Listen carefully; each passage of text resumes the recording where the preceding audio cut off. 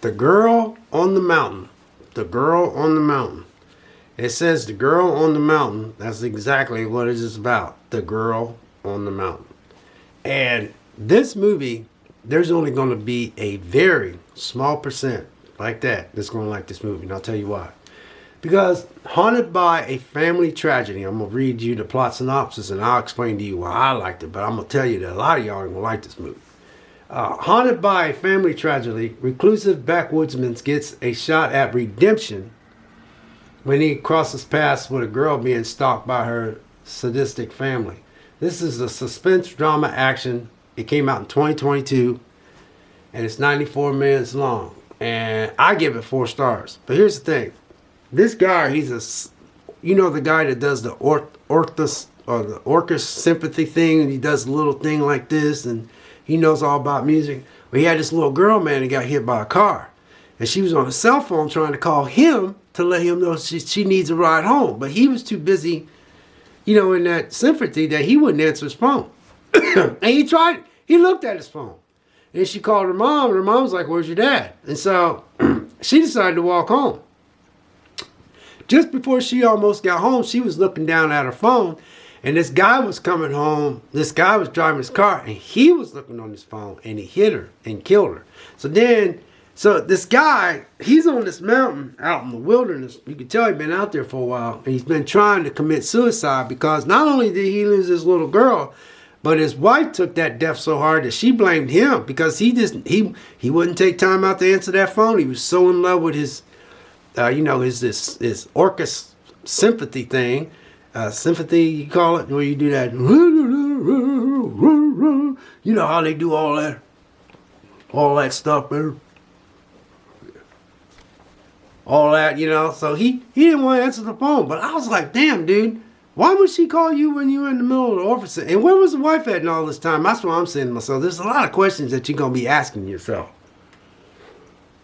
But so he's out there. So the movie opens up. He's at this mountaintop. He wakes up, man. He's looking out at the beautiful sky and, the trees and stuff. He's out in the sticks.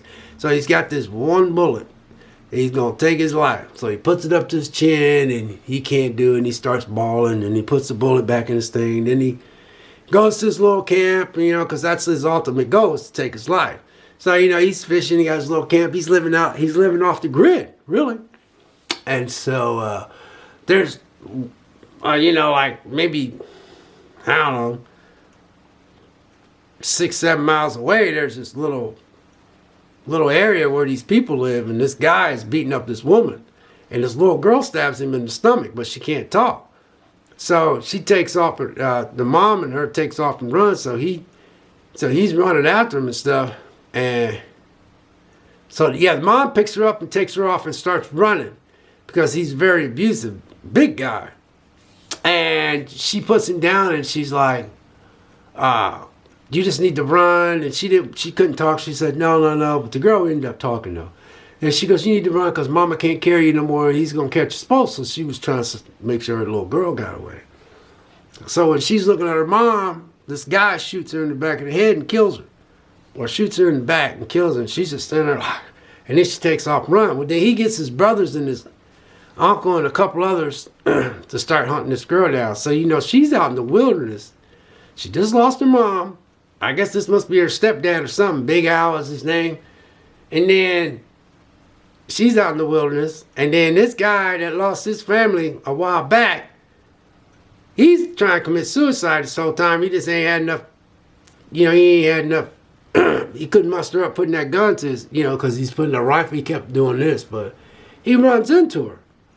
He can't get her to talk because she starts using all the sign language, but he being a smart dude, he can understand what she says. And that's how this movie's set up. So they start bonding, but he told her he needs to get her back to her dad or her parents because somebody's looking for her.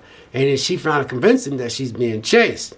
So then, they have this confrontation where they end up finding him and stuff. But there was a lot of stuff in this movie that freaked me out. And here's the thing about this movie. I think what you guys will like about it, what I liked about it. If you're looking for some Rambo type of stuff, you ain't going to find it. Because, I thought, when I was watching the movie, I'm thinking, okay. He been out there in the wilderness for a while. Because they had it set up to where it looked like, this brother was like, hey, she done found somebody that lives out in these woods. He goes, I don't think this is a good idea because maybe he's gonna be setting some traps. And Big Al was like, you listen to me, we're gonna get this little, So they, so as they kept going, the guy did set up some traps. He set up a trap where one guy almost broke his foot. Then he set up a trap where one guy had a thorn puncture him in the stomach, but he was a pretty big guy, so it wasn't like no Rambo type stuff. They end up catching him though, and then they had this confrontation where I was like, I thought he was gonna get away. I thought he was gonna take all these guys down, but they made it more realistic because they got the little girl, they put a knife up to her throat, and they said he was going to throw her off the cliff. He puts his gun down. Then I was like, damn, dude, you put your gun down? I'm like, damn, dude, I took at least one of them out, because they're going to kill you. So they did kill him. At least I thought. But the craziest thing was they had a gun. So I'm like, why don't you just shoot him? They took the little girl, but the Big Al guy got into a fight with him and choked him to death. So, he choked him and just choked him to death. And I was like, really?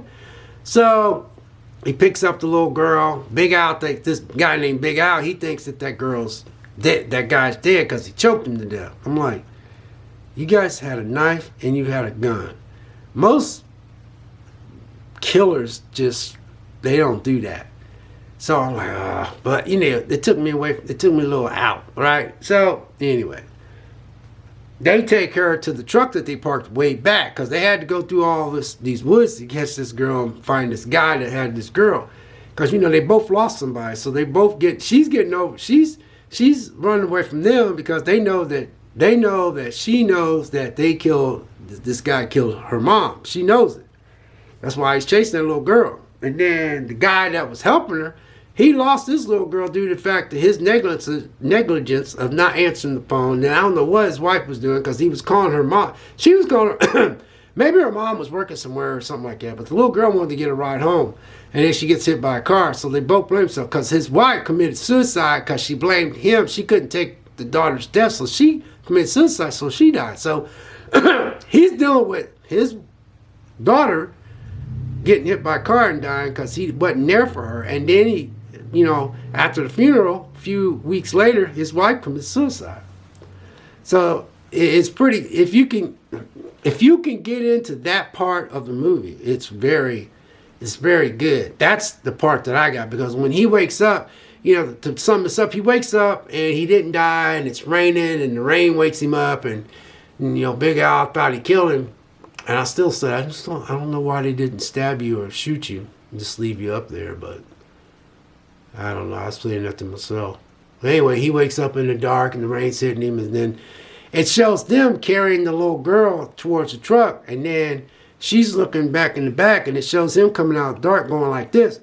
But instead of you seeing some like Rambo type of stuff, you just seen like quick images of him taking each one of them out, and then him and Big Al had this big climax, and he had to kill Big Al. But this movie basically deals about loss, and if you can, I think that's why this movie's getting such good ratings. To be honest with you, that's why I'm giving it good ratings.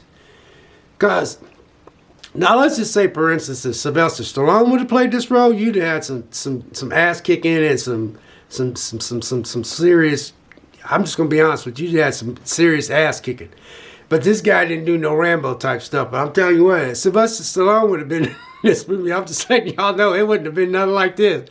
It would have been like that. Shit, I kept watching that movie. I kept saying, ooh, they better be glad this ain't Sylvester Stallone, because he'd have messed y'all up, man. Because this guy was just, I don't know, man. Like I said, I liked the movie because I looked at the movie in a different way. I looked at it like storytelling of dealing with the loss, and that's what brought them two together. So he had a chance to redeem himself, because at the end of the movie, it's just him and that girl. So he lost his daughter, he lost his wife, this little girl lost her mom to Big Al, and so now them two are together. So they both have a chance to redeem themselves, because that little girl's right around the same age her daughter was that died. So the Lord works in mysterious ways, you guys. The Lord works in mysterious ways. I'm a firm believer in that. Seriously. Just putting that out there. So, anyway, that's why I like this movie, to be honest with you. Now, that's why I like this movie. So, like I said, but Every time I watch this movie, I keep sitting there going, boy, that was Sylvester Stallone, boy. Y'all, Sylvester Stallone would have did that little build up and, you know, that little bomb with the girl thing, but I'm like, well, y'all be glad, y'all better be glad there ain't no Sylvester Stallone in this movie, because you got a little bit more, because it could do a little bit more better in that department. But other than that, man, I give this movie 4 stars, but some of y'all probably won't like this movie, to be honest with you. But anyway, God bless. Take care. Stay safe. And you know, Merry Christmas to you. I will say Merry Christmas, because I'm used to saying Merry Christmas. We'll see you.